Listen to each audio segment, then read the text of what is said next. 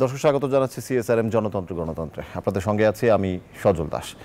জনতন্ত্র গণতন্ত্রে আজও কথা বলবো তিনটি গুরুত্বপূর্ণ বিষয় নিয়ে। আমাদের শুরুতে যে বিষয়টা আলোচনা করতে চাই, আজকে নিউজ 24 একটি এক্সক্লুসিভ সাক্ষাৎকার প্রচারিত হয়েছে। আমাদের সহকর্মী নাহিদ হোসেন সাক্ষাৎকারটি নিয়েছেন। মিয়ানমারের যে আরাকান আর্মির যে বিদ্রোহী সংগঠনটি, তাদের মুখপাত্র ইউ খাইন তুখা, তার একটি বিশেষ সাক্ষাৎকার আজকে প্রচারিত হয়েছে, যেখানে মিয়ানমারের যে রাখাইন অংশের পুরো দখল নিয়েছে তারা এমনটি দাবি করেছেন। বাংলাদেশ সংলগ্ন যে রাখাইন সীমান্ত রয়েছে সেই জায়গাটি, এছাড়া আরও বেশ কিছু গুরুত্বপূর্ণ মন্তব্য আজকে তিনি করেছেন, যেগুলো বাংলাদেশের ক্ষেত্রেও বেশ গুরুত্বপূর্ণ। আমরা কথা বলবো এই বিষয়টি নিয়ে। আমার সঙ্গে প্রথম পর্বে কথা বলতে স্টুডিওতে আজকে যুক্ত হয়েছেন মেজর অবসরপ্রাপ্ত ডক্টর নাসিরউদ্দিন আহমেদ, নিরাপত্তা ও রাজনীতি বিশ্লেষক। স্বাগত জানাচ্ছি আপনাকে ডক্টর নাসিরউদ্দিন আহমেদ। এরপরে আমরা আরও দুটি বিষয় নিয়ে কথা বলবো পরের পর্বে।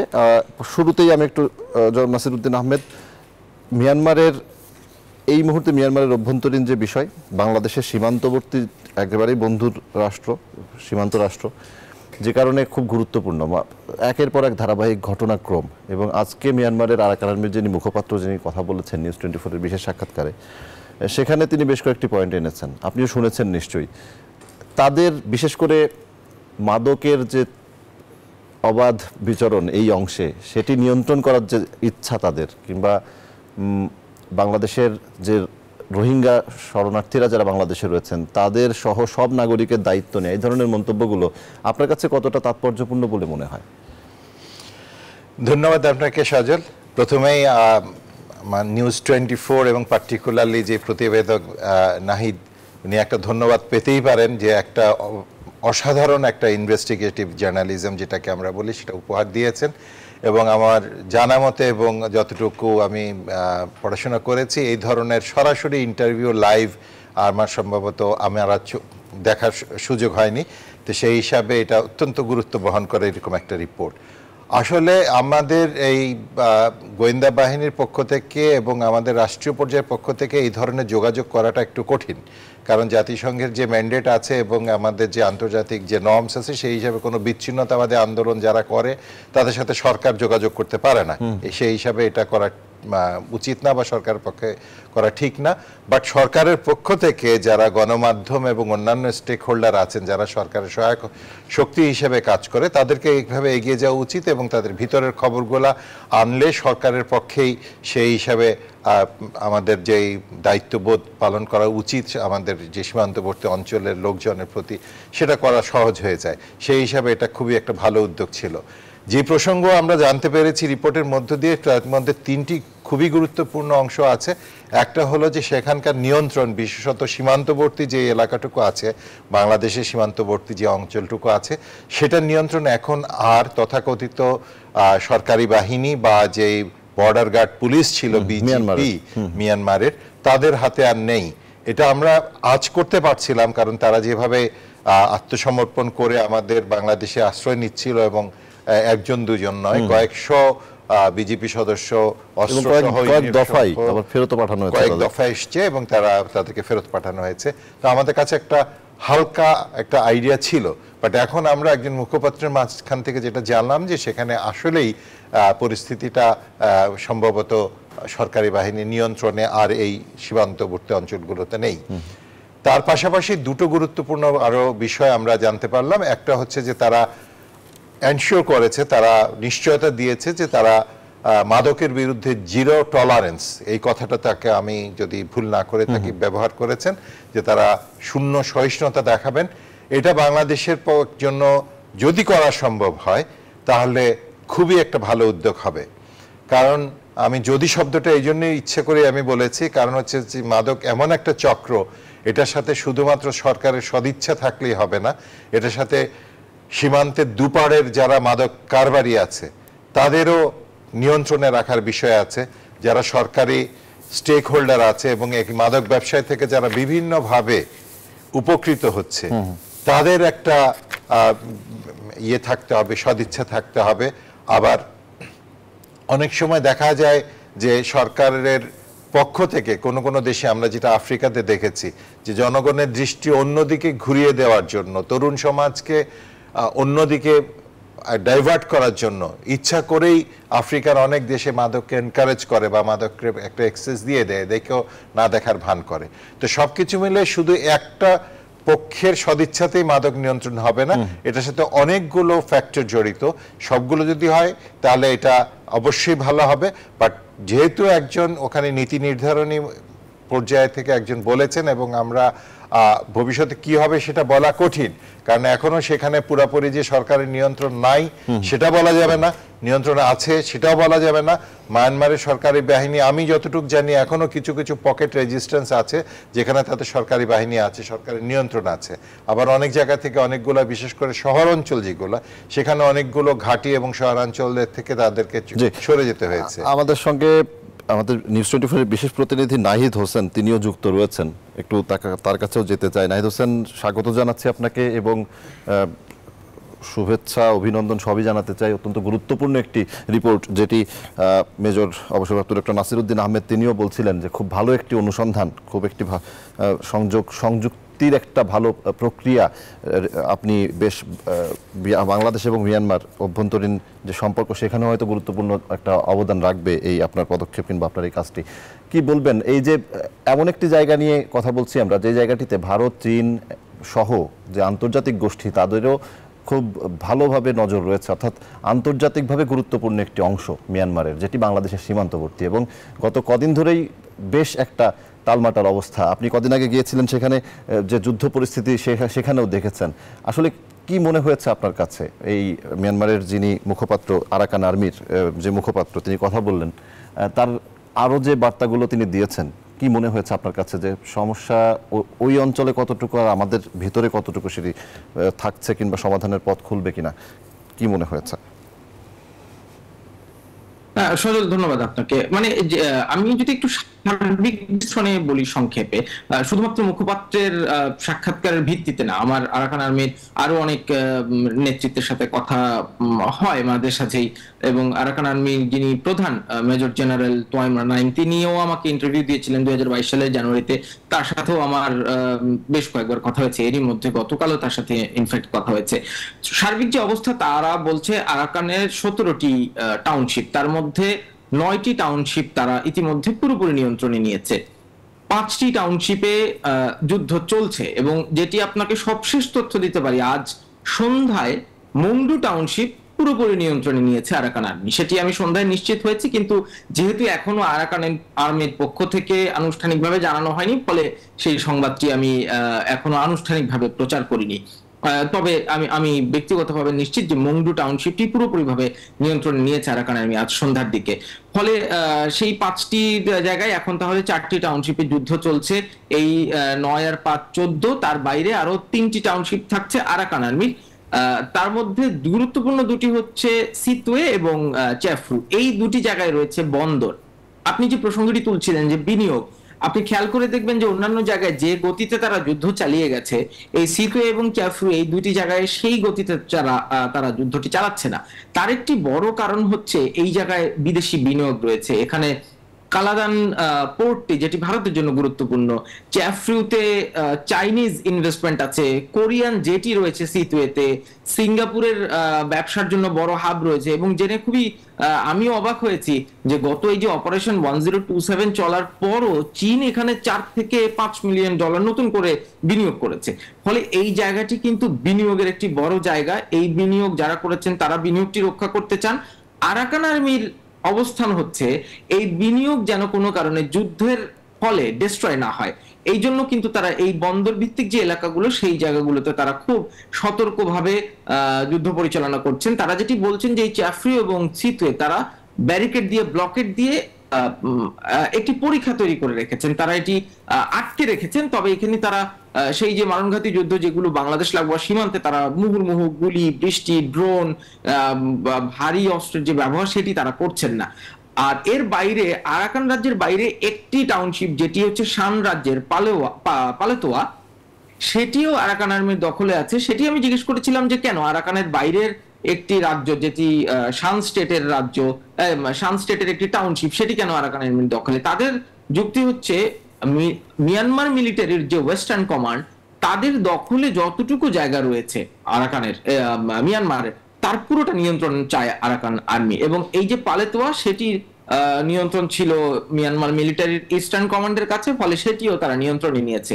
এবং আপনি যদি একটু খেয়াল করে মানচিত্রটি দেখেন, চীন লাগোয়া যে সীমান্ত লঙ্কাকুয়ে এবং সেখানে পালেসি বলে একটি জায়গা আছে, সেই জায়গা দিয়ে মূলত বঙ্গোপসাগরে চীনের যে বিনিয়োগ তেল এবং গ্যাসের, সেটি সিতুয়ে বন্দর থেকে একটি পাইপলাইনের মধ্য দিয়ে যে চীনে প্রবেশ করে, সেই জায়গাটিও নর্দার্ন অ্যালায়েন্স আরাকান আর্মির সাথে শান স্টেটের শান আর্মি, ডাব্লিউএসএ তাদের সমন্বিত যে বাহিনী সেটি নিয়ন্ত্রণে রয়েছে। ফলে চীন কিন্তু এক অর্থে অনানুষ্ঠানিকভাবে এই থ্রি ব্রাদারহুড অ্যালায়েন্স বলেন কিংবা আরাকান আর্মি বলেন, তাদের প্রতি একটি সফট কর্নার রাখছে, কারণ চীনের বিনিয়োগ রক্ষা করার বিষয় আছে, চীনের এখানে ব্যবসায়িক স্বার্থ আছে। এবং কালাদান বন্দর যেখানে ভারত $1 বিলিয়ন খরচ করেছে, সেটিও কিন্তু ভারতের বাণিজ্যের জন্য গুরুত্বপূর্ণ। ফলে চীন এবং ভারত তাদের নিজেদের মধ্যে খানিকটা সম্পর্কের তথৈবচ অবস্থা থাকলেও দুই দেশই আরাকান আর্মির প্রতি খানিকটা সফট কর্নার দেখাতে বাধ্য হচ্ছে তাদের বিনিয়োগের জন্য। এইখানে আমাদের সীমান্তের মূল সমস্যা হচ্ছে মাদক পাচার, আইস এবং ইয়াবা। এই জায়গায় আরাকান আর্মির এখন পর্যন্ত স্ট্যান্ড, যেটি মুখপাত্র বলেছেন আমাকে আনুষ্ঠানিকভাবে, যে তারা মাদক পাচারের ক্ষেত্রে জিরো টলারেন্স দেখাবেন। তারা অনেক জায়গা বন্ধ করেছেন এবং তারা সেটি বাংলাদেশের সহযোগিতা চান এটি পুরোপুরি বন্ধ করতে। আর বাংলাদেশের কাছে যেটি আসলে টপ প্রায়োরিটি সেটি হচ্ছে রোহিঙ্গা প্রত্যাবাসন।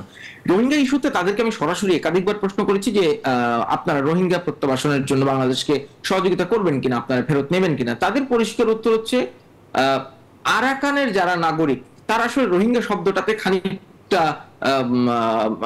আপত্তি করেন। সেটি আসলে অন্য বিশ্লেষণের বিষয়, সেটি হয়তো পরে কোনো রিপোর্টেও আমি বলবো। তবে আরাকানের যারা নাগরিক, এই রোহিঙ্গারা, আমরা যাদেরকে রোহিঙ্গা বলি, বাস্তুচ্যুত মিয়ানমারের নাগরিক, জোরপূর্বক বাস্তুচ্যুত, তারা আরাকানের নাগরিক, সেটি তারা স্বীকার করেন এবং তাদেরকে ফিরিয়ে নেওয়ার জন্য তারা প্রস্তুতি নিচ্ছেন। তবে এখন যেহেতু যুদ্ধাবস্থা চলছে, সেখানে এখন রোহিঙ্গা নাগরিকদের ফিরিয়ে নিয়ে যাওয়ার মতো অবস্থা নেই বলে তারা দাবি করছেন, কিন্তু সেটি তাদের পরিকল্পনার মধ্যে আছে। কিন্তু তাদের দাবি হচ্ছে এখানে ইউনাইটেড নেশনস এর বডি থাকতে হবে এই রিপ্যাট্রিয়েশন প্রক্রিয়ার মধ্যে দিয়ে। কিন্তু যতক্ষণ না পর্যন্ত আসলে সরকার, আরাকান আর্মির এই সরকার বিশ্ব স্বীকৃত হচ্ছে, ততক্ষণ পর্যন্ত ইউএন বডির কোনো মধ্যস্থতায় এই রিপ্যাট্রিয়েশন সম্ভব না। ফলে এটি আসলে কাল পরশু 2-4 বছর 5 বছরের মধ্যেও হবে কিনা সেটিও একটি প্রশ্নের বিষয়। তবে এখন পর্যন্ত যে অবস্থা, আরাকান আর্মির দখলে বাংলাদেশ লাগোয়া সীমান্ত রয়েছে, এই প্রায় 450 কিলোমিটার বর্ডার, এবং তারা যেটি বলছে মাদক পাচারটিতে তারা লক্ষ্য দিবে। বাংলাদেশের পক্ষ থেকে আরেকটি অনানুষ্ঠানিক চাওয়া, যেটি আমি জানি না সূত্রে, যে রোহিঙ্গা তারা এই মুহূর্তে নিতে পারছেন না, কিন্তু বাংলাদেশের একদম আনুষ্ঠানিক অবস্থান হচ্ছে আর কোন রোহিঙ্গাকে বাংলাদেশ আশ্রয় দেবে না। ফলে বাংলাদেশের বাংলাদেশের একটি অবস্থান, আপনি যেটি বলছিলেন, যে আমি তার সাথে একটু আরেকটি বিষয় একটু জানতে চাই, একটু যোগ করতে চাই, সেটি হচ্ছে যে যেটি মেজর নাসিরও বলছিলেন, মেজর অবসরপ্রাপ্ত ডক্টর নাসির উদ্দিন আহমেদও বলছিলেন, যে আরাকান আর্মির চাওয়া একটি জায়গা, মাদক বলি, রোহিঙ্গা প্রত্যাবাসন বলি, এসব জায়গা, বাংলাদেশ অংশেরও কিছু পদক্ষেপ থাকবে এখানে, সব পক্ষের মতামতের ভিত্তিতেই হয়তো একটা সিদ্ধান্তের জায়গায় পৌঁছাবে। সেটি আপনিও বলছিলেন একটা সময় সাপেক্ষ ব্যাপার।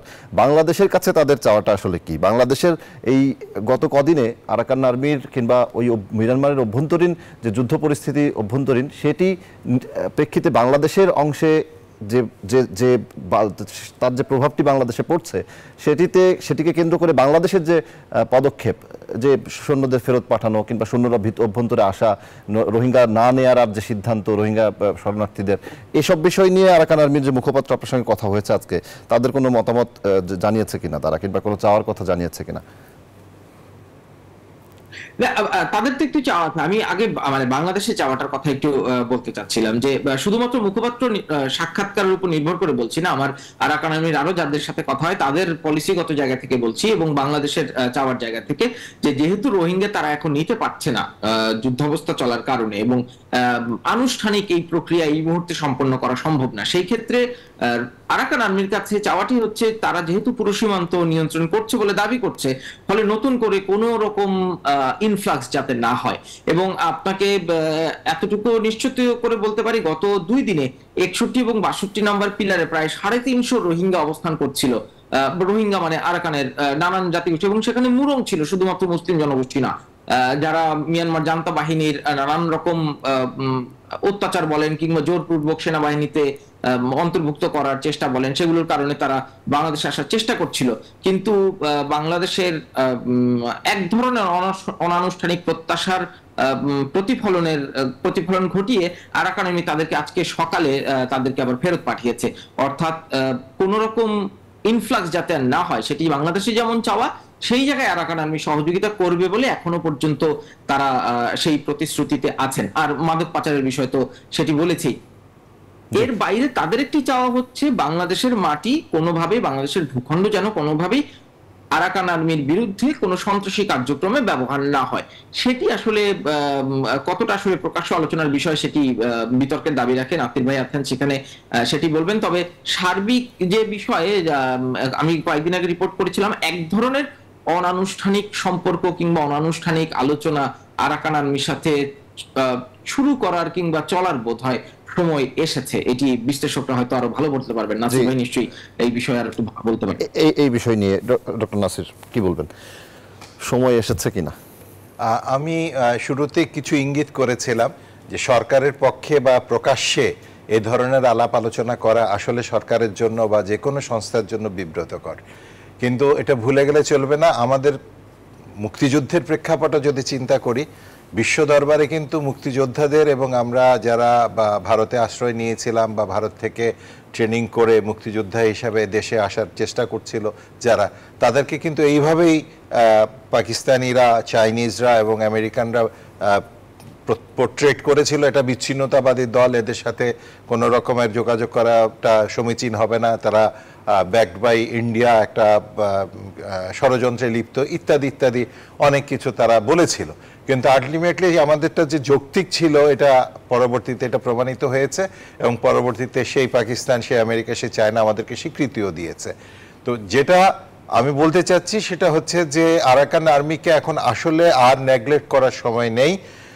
সরকার পারবে না, এটা সত্যি কথা, বারবার করে এটা যে কোনো নিরাপত্তা দৃষ্টিকোণ থেকে এটা রিস্কি, কারণ তাদের কাছে পৌঁছানো, সরকারিভাবে তাদেরকে স্বীকৃতি দেওয়া, এটা এখনো সময় হয়নি।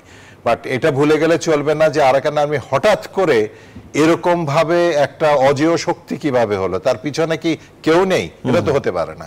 তার অস্ত্র আসে কোথা থেকে, তার প্রশিক্ষণ কোথা থেকে আসলো, যে সে অত্যাধুনিক যে যোগাযোগ সরঞ্জাম ব্যবহার করছে সেটা কোথা থেকে আসলো, এবং একটা ওয়েল কোঅর্ডিনেটেড প্ল্যানের মধ্যে তারা করছে।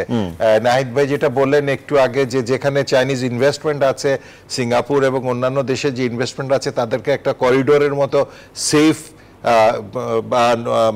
জোন তৈরি করে তাদের ইনভেস্টমেন্ট যাতে কোনো অবস্থাতেই বিঘ্নিত না হয় সেটা নিশ্চিত করে বাকি জায়গাটুকু আস্তে আস্তে আস্তে আস্তে করে দখল করে নেওয়া, এই যে একটা মাস্টার প্ল্যান বা একটা স্ট্র্যাটেজিক্যাল প্ল্যান, এগুলা তো হঠাৎ করে এই বিচ্ছিন্নতাবাদী কটা লোক করতে পারে না। তো এটার পিছনে যারা মাস্টার মাইন্ড আছে, সরকার নিশ্চয়ই এটা জানে, যারা কূটনৈতিকভাবে এবং আন্তর্জাতিক বিশ্লেষণ নিয়ে যারা গবেষণা করেন তারা জানেন, সবাই জানেন যে এটার পিছনে নেপথ্য শক্তি কারা। তাদের সাথে যোগাযোগ করে, যে প্রকাশ্যে তো কেউ কিছুই বলবে না যে এখন কি হতে যাচ্ছে, তোমরা কি ভাবছো, আমাদের কাছ থেকে তোমাদের প্রত্যাশাটা কি, এই আলোচনাগুলো করে আস্তে আস্তে আস্তে আস্তে যেই আরাকান আর্মির কাছে আমাদেরকে ভিড়তে হবে, এটা ছাড়া বিকল্প কোনো কিছু নেই। কারণ বাস্তব অবস্থা দেখেছে, এটা মনে হচ্ছে যেই একটা কন্ট্রোল ছিল ওভারঅল মায়ানমারে, মায়ানমার তো ছোট্ট একটা দেশ না, বিভিন্ন দেশের সাথে তাদের সীমান্ত, অর্থাৎ এখন শিথিল হয়ে যাচ্ছে। সব পক্ষের সাথে যোগাযোগ রেখে নিজের স্বার্থ উদ্ধার করার চেষ্টা, অবশ্যই আমাদের ডিপ্লোমেসি সেটাই হওয়া উচিত। নাহিদ হোসেন, আপনাকে অসংখ্য ধন্যবাদ। আমি ডক্টর নাসিরউদ্দিন আহমেদ একটা বিরতি নিতে চাই, বিরতি থেকে ফিরে আবারও আসছি আপনার কাছে। দর্শক, জনতন্ত্র গণতন্ত্রে বিরতি নিচ্ছি, সিএসআরএম জনতন্ত্র গণতন্ত্রে ফিরছে একটু পর, আমাদের সঙ্গেই থাকুন। দর্শক, বিরতির পর আবারও স্বাগত জানাচ্ছি সিএসআরএম জনতন্ত্র গণতন্ত্রে।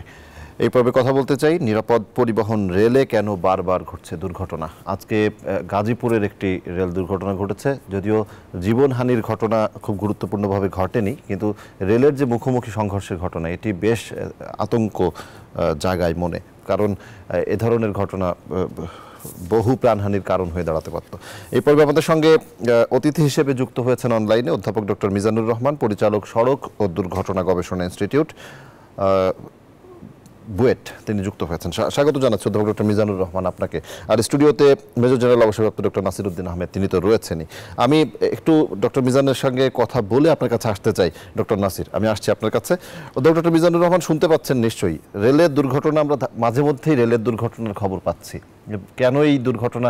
যদিও বলা হয় যে রেল হচ্ছে সব থেকে নিরাপদ একটা যোগাযোগের মাধ্যম, কি বলবেন, রেলে আমরা আসলে ভুলটা করছি কোথায়? ধন্যবাদ আপনাকে। প্রথমে একটু সংশোধন করে দেই যে আমি পূর্বে অ্যাক্সিডেন্ট রিসার্চ ইনস্টিটিউটের পরিচালক ছিলাম, বর্তমানে আমি পরিচালক নই। আমি প্রকৌশল বিভাগের একজন অধ্যাপক এবং যোগাযোগ বিষয় নিয়ে কাজ করি। আপনি যেমনটি বলছিলেন, আসলে সারা পৃথিবী ব্যাপী আমরা জানি এবং বাংলাদেশেও আমরা জানি যে আপনার রেল হলো একটা নিরাপদ পরিবহন ব্যবস্থা। সেই নিরাপদ পরিবহন ব্যবস্থাতে যদি মাঝে মধ্যেই এরকম দুর্ঘটনার সংবাদ আমরা পাই, সেটি কিন্তু আমাদের মনে আতঙ্ক তৈরি করে। এবং রেলের ক্ষেত্রে আপনি যেটি বলছিলেন, আসলে মুখোমুখি সংঘর্ষ কিন্তু খুবই ভয়াবহ। এটি যদি দুটি প্যাসেঞ্জার ট্রেনের মধ্যে হতো এবং শুক্রবার ছাড়া যদি অন্য কোনো দিন হতো, তাহলে কিন্তু অনেক প্রাণহানি ঘটার সম্ভাবনা ছিল। সারা পৃথিবীতেই আমরা দেখি এবং বাংলাদেশে আসলে রেল যেটা চলছে সেটি কিন্তু পুরনো যে ব্যবস্থা, আমরা ট্রেন বা রেল চালানোর ক্ষেত্রে আমরা দুটি ব্যবস্থার মাধ্যমে আমরা ট্রেন চালিয়ে থাকি। একটাকে আমরা বলি ফিক্সড ব্লক সিস্টেম, আর একটা হলো moving block system. Moving block system modern, যেটি আমরা মেট্রো রেল এই সিস্টেমে চালিয়ে থাকি এবং এখানে কন্ট্রোল আপনার অনেক বেশি। এই ধরনের দুর্ঘটনার সম্ভাবনা থাকলে কিন্তু তখন কন্ট্রোল সেন্টার থেকে সেই ট্রেনকে থামিয়ে ফেলা হয়। কিন্তু আমাদের ট্রেডিশনাল ট্রেনগুলো যেটি চলে সেটি ফিক্সড ব্লক সিস্টেমে চলে। সেখানে কিন্তু কন্ট্রোল রুম থেকে ট্রেনের উপর সরাসরি কোনো কন্ট্রোল থাকে না এবং ট্রেনকে থামিয়ে ফেলা সম্ভব না। এই ক্ষেত্রে ট্রেন যেটি করে, আপনার সম্পূর্ণরূপে কিন্তু সিগন্যাল যে ব্যবস্থা, সেই সিগন্যালিং ব্যবস্থার উপরে আপনার চলাচল করে এবং সেখানে সিগন্যাল যদি সঠিক ভাবে আপনার প্রদর্শন করা না হয় এবং অনেক সময় যদি ট্রেনের ড্রাইভার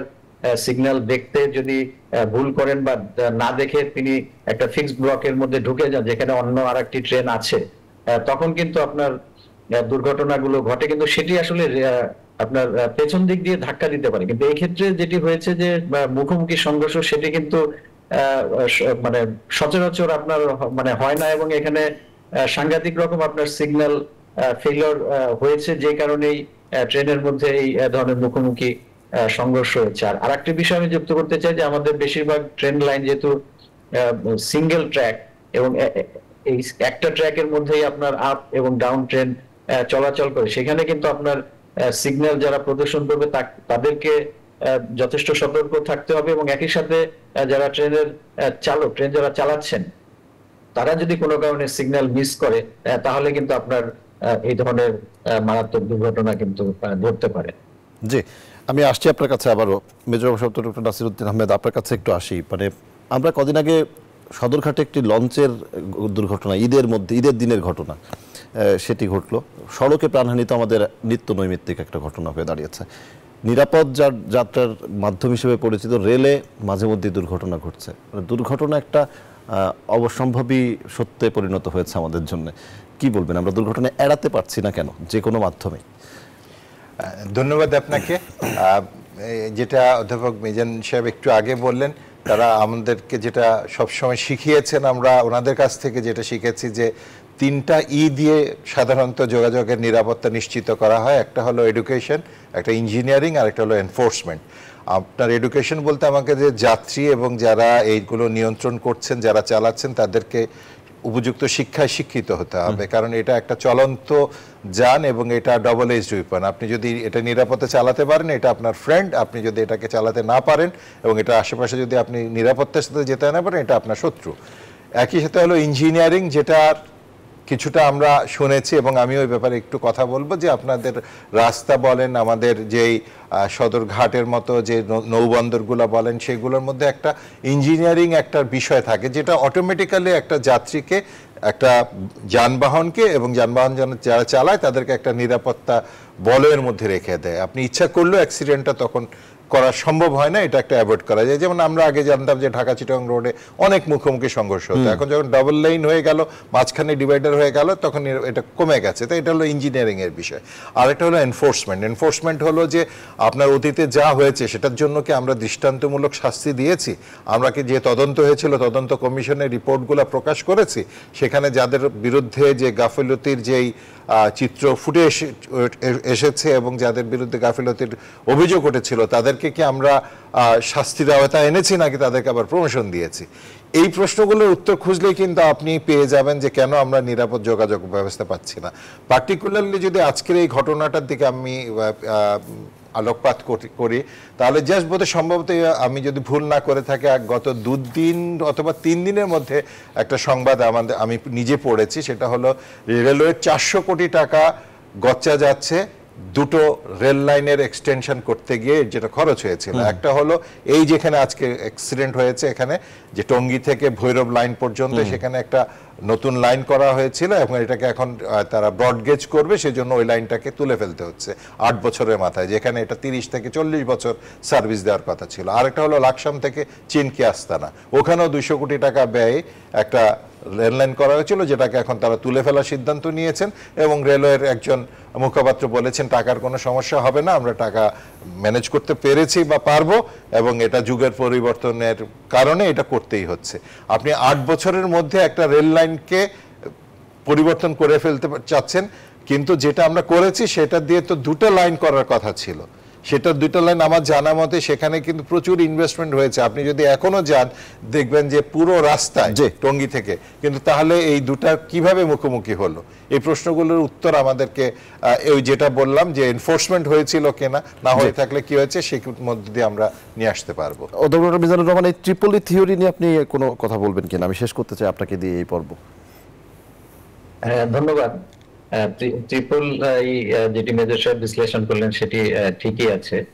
এনফোর্সমেন্ট আসলে রেলের চেয়ে আপনার সড়ক পথের ক্ষেত্রে আমরা বেশি গুরুত্ব দিয়ে থাকি। তারপরেও আপনার রেলের ক্ষেত্রে আমাদের অতীতে যে দুর্ঘটনাগুলো ঘটেছে সেগুলো কি কারণে ঘটেছিল সেগুলোর কারণ বিশ্লেষণ করে সেগুলো প্রতিরোধের ব্যবস্থা আমরা সেখান থেকে অতীত থেকে আমরা শিক্ষা নিয়েছি কিনা সেটাও কিন্তু লক্ষণীয় বিষয়। আর আরেকটি যেহেতু আমাদের বাংলাদেশের অধিকাংশ ট্র্যাকই আপনার সিঙ্গেল ট্র্যাক, এই কারণে যেটি আমি আমার গত সময় আমি বলেছি, আবারও বলছি, সিগন্যালিং রেলওয়ে কিন্তু আপনার পুরো সিগন্যালিং সিস্টেমের উপর রেল চলাচল করে। সিগন্যাল সিস্টেমটা যদি আমরা যাদেরকে দিয়ে সিগন্যাল চালাই তাদের যদি প্রপারলি ট্রেনিং না থাকে এবং কোনো কারণে যদি তাদের সিগন্যাল প্রদর্শনে যদি ভুল হয় তাহলে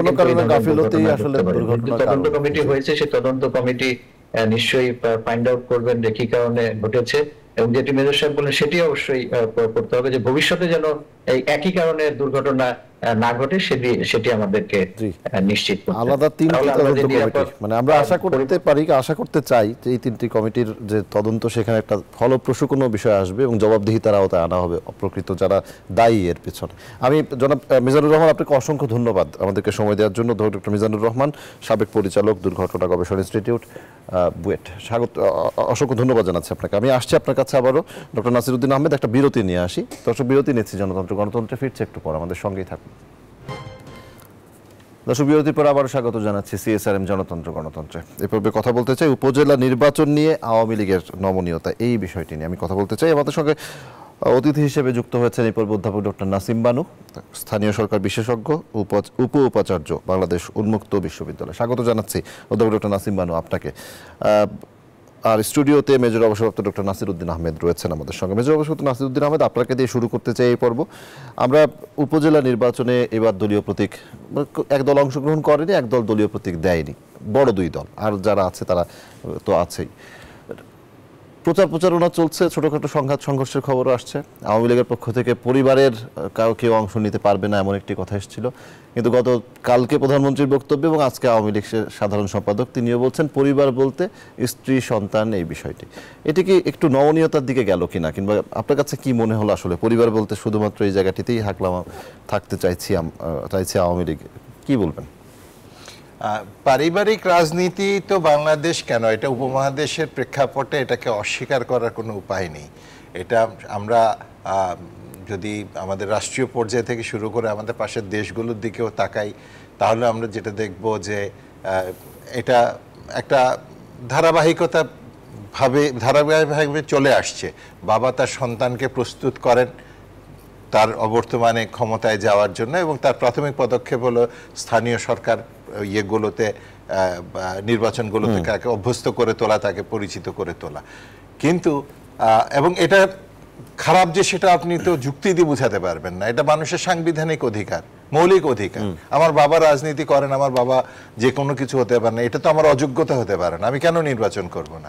আজকে যদি আমার নির্বাচন করার ইচ্ছা থাকে এবং আমার সামর্থ্য থাকে, যোগ্যতা থাকে, আমি নির্বাচন অবশ্যই করব। আমার বাবা কি করে গেছেন বা আমার মা কি করেন সেই পরিচয়ে আপনি তো আমাকে আটকে রাখতে পারেন না। সুতরাং যুক্তি, আইন বা অন্য কোনো কিছু দিয়ে আপনি এটাকে দাবিয়ে রাখা সম্ভব না। কিন্তু প্রশ্ন হলো যেটা, যে আমার নৈতিক একটা বিষয় থাকে, যে আমি সমস্ত এলাকার যত দায় দায়িত্ব এবং যত সুযোগ সুবিধা, যত ক্ষমতা, সব কি আমি একা ভোগ করব? কারণ একটা দলের জন্য, একটা দেশের জন্য শুধু তো একটা পরিবার সমস্ত কিছু করে না। এটা সমস্ত একটা এলাকা ভিত্তিক একটা মানুষের একটা গণজাগরণের মধ্য দিয়েই একটা রাজনৈতিক একটা ক্ষমতা প্রতিষ্ঠিত হয়। একটা দেশে আপনি যদি আজকে চিন্তা করেন যে বাংলাদেশে ছোটখাটো যে উপজেলা লেভেলও বলেন, ওখানে অন্তত অনেকগুলা পরিবার আছে, অনেকগুলা গ্রাম আছে, গ্রাসরুট লেভেলে যারা আছে তারাই তো রাজনৈতিক শক্তি। কিন্তু তাদের যদি কোনো সময় ক্ষমতায় আসার সুযোগ না থাকে, সেটা তাদের জন্য একটা বিষয়টি বোধহয় গ্রহণযোগ্যতা, জনপ্রিয়তা এই জায়গাটিতে হয়ে আসা উচিত।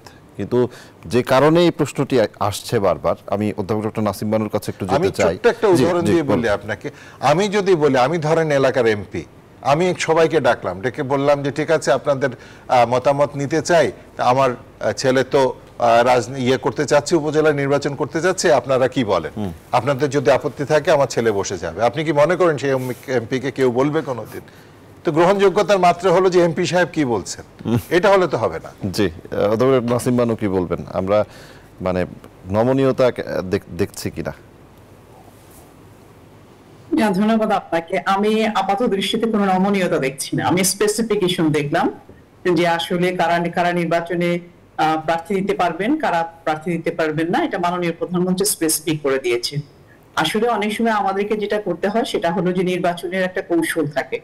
এই মুহূর্তে প্রায়োরিটি হচ্ছে যে একটি সুষ্ঠু ক্রেডিবল উপজেলা নির্বাচন করা। আপনি যদি মনে করেন যে বিএনপি যেমন বহিষ্কার কার্যক্রম চালাচ্ছে, সেই ধরনের কোন স্ট্যান্ডে যদি চলে যেত আর কি, তাহলে পুরো নির্বাচন ব্যবস্থাটা, উপজেলা নির্বাচনটাই বিপর্যস্ত হতো।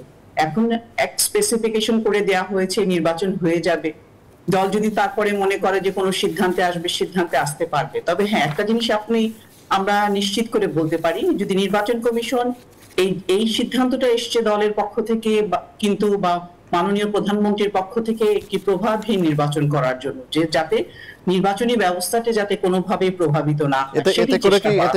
এতে করে কি নির্বাচনী ব্যবস্থা কিংবা উপজেলা নির্বাচন প্রভাবমুক্ত থাকবে? এখনকার অবস্থানেও যদি নির্বাচন কমিশন চায়, ওনারা 7 জানুয়ারি যে নির্বাচন করেছেন, তাহলেও কিন্তু ওনারা প্রভাবমুক্ত একটা নির্বাচন করতে পারবেন। এটি হচ্ছে সক্ষমতা এবং যোগ্যতার বিষয় অথবা কমিটমেন্টের বিষয়। এখন পর্যন্ত যে অবস্থা চলছে উপজেলা নির্বাচন নিয়ে, তাতে আমার মনে হয়েছে যে 4টি ধাপে একটি ক্রেডিবল নির্বাচন হওয়া সম্ভব, কারণ এখন পর্যন্ত একটা অংশগ্রহণমূলক অবস্থা আছে। আর একটা জিনিস হচ্ছে যে স্থানীয় পর্যায়ে যারা গণ্যমান্য ব্যক্তি বা স্থানীয় পর্যায়ে নতুন নেতৃত্ব তৈরি করা, এটিও একটি কিন্তু দলের কাজ।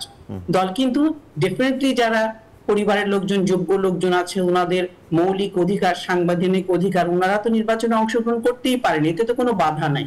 বাট আরেকটা জিনিসও আমাদেরকে মনে রাখতে হবে যে আমরা নতুন নেতৃত্ব চাই, অথবা যে সমস্ত যোগ্য লোক আছেন বা যারা যোগ্যতা রাখেন স্থানীয় পর্যায়ে নেতৃত্ব দেওয়ার জন্য, তাদেরকেও যাতে স্বতঃস্ফূর্তভাবে অংশগ্রহণের একটা স্পেস দেওয়া যায়, সেটিও একটা বড় বিষয়। কিন্তু আরেকটা জিনিস আমাদেরকে বুঝতে হবে যে স্থানীয় পর্যায়ে শুধুমাত্র রাজনীতিবিদ না, অনেক সময় দেখা গেছে যে স্থানীয় পর্যায়ের নির্বাচনে একেবারে নিরপেক্ষ কিছু প্রতিনিধিত্ব কিন্তু তৈরি হয়। সেটি কিন্তু স্থানীয় পর্যায়ের জন্য যেরকম মঙ্গলজনক, সেরকম রাষ্ট্রের জন্য মঙ্গলজনক হয়, কারণ ওনারা অনেক বেশি উদার রাজনৈতিক নীতিতে বিশ্বাস করেন এবং এই একটা স্থিতিশীল উদার রাজনৈতিক চর্চা যদি দেশে প্রচলন করতে হয়, সেদিক থেকে আমি বলবো যে এবারে মাননীয় প্রধানমন্ত্রীর স্ট্যান্ডটা প্রশংসা করার মতো, বাট আমি হতাশ নই। আমি মনে করি যে এই স্ট্যান্ডটা ধরে রাখা সম্ভব হবে। নির্বাচন উত্তর অবস্থায় দলীয় পর্যায়ে সিদ্ধান্ত হবে, আলোচনা হবে, কাউন্সিলিং হবে, এবং সেখান থেকে কিন্তু